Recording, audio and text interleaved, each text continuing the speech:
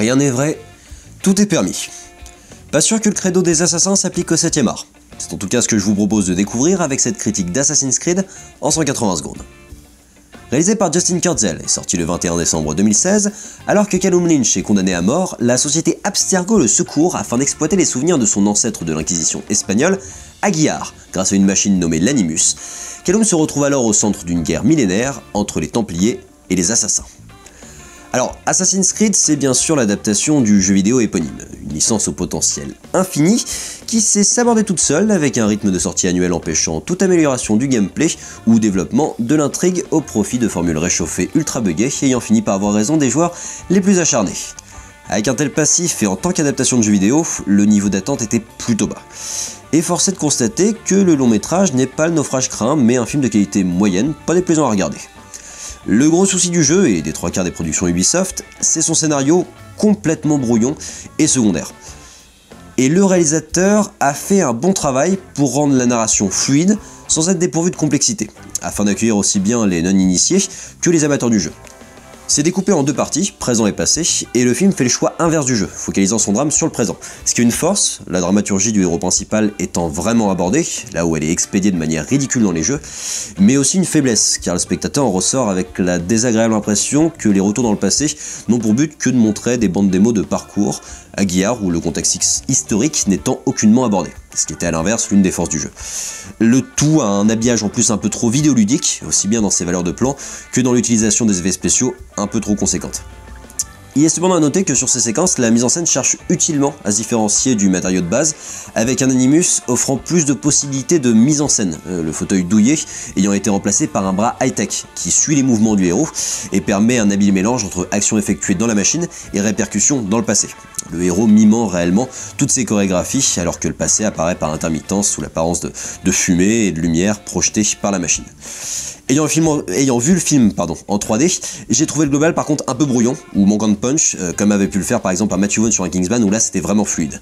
Le conflit millénaire, sans être incroyablement développé, a au moins le mérite de conserver une dimension nuancée, avec l'éternelle question du libre arbitre comme un bien ou un mal, et la possibilité d'éradiquer les gènes d'agressivité.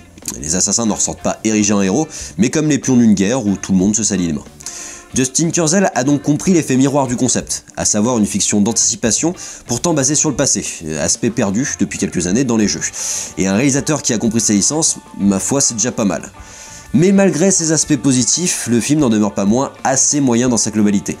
Les nouveaux spectateurs prendront probablement plaisir à découvrir le concept de l'Animus, mais pour les joueurs, la surprise de la bonne idée est passée depuis près de 10 ans. Les personnages manquent de développement, surtout les seconds couteaux, tout juste relégués au rang de figurants, et certains aspects du conflit font un peu kitsch, que ce soit la sécurité qui se défend à coups de matraque ou d'arbalète plutôt que d'armes à feu, ou les réunions de méchants templiers. La dimension nuancée des questions du propos n'empêche pas le global de sembler un peu manichéen et parfois ridicule, sans compter une fin vraiment trop ouverte, principalement faite pour ouvrir sur des suites pas forcément nécessaires, surtout si c'est pour retomber dans les travers du jeu vidéo.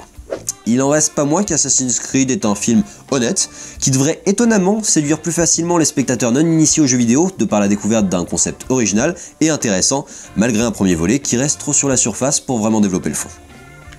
Et voilà, j'espère que ce film vous a un peu plus plu qu'à moi, je tente un nouveau format de chronique un peu plus scripté, je vous invite à me dire en commentaire ce que vous en avez pensé, si vous préférez l'improvisation initiale ou quelque chose un peu plus scripté comme aujourd'hui pour me permettre d'être plus précis sur certains points au niveau du film. Je me permets aussi de vous signaler, j'ai croisé un spectateur du Directive Première au cinéma qui s'étonnait, je le salue d'ailleurs, qui s'étonnait que nous soyons basés sur Lyon, donc je le répète, Directive Première est basé sur Lyon, nous sommes tous lyonnais, et si vous êtes des youtubeurs du coin et avez envie de développer des concepts avec nous, vous êtes les bienvenus dans nos bureaux qui sont placés à flasher. Vous pouvez nous contacter sur Facebook ou par mail même. Et puis de mon côté, je me permets de vous signaler que je suis principalement comédien avant d'être chroniqueur ou youtubeur, ou vous appelez ça comme vous voulez d'ailleurs, et que je joue tous les lundis soirs au Complexe du Rire, donc ça me ferait très plaisir de vous y voir. Pour la place, bienvenue dans la coloc.